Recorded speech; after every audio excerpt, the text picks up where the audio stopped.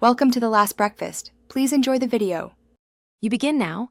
Verify your iPhone model and iOS build so you pick the correct repair path, because firmware mismatches break restores. Once done, charge above 50% and connect to a reliable network or to a Mac/PC with a Lightning cable. Make sure the computer trusts the device and download the latest iTunes or Finder updates and the Apple-signed IPSWA if required. This prepares the environment, prevents mid-process errors, and ensures you can proceed to recovery or DFU safely. Now perform the core repair. Decide recovery mode for soft faults or DFU mode for deep system corruption. Follow button sequences for your model precisely, because timing matters. Once the device is detected, choose Update first to preserve data. If that fails, select Restore and the matching IPSWA.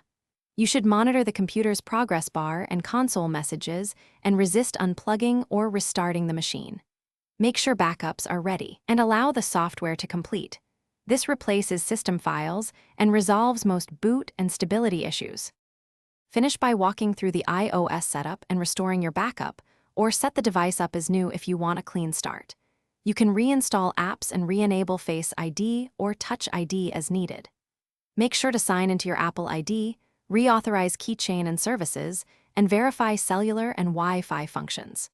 If you hit a stubborn boot loop or repeated errors, retry DFU Restore on a different computer, use another USB cable, and only then contact Apple support. Often the second attempt resolves lingering firmware. Thanks for watching. If this was helpful, leave a like and consider subscribing. See you next time.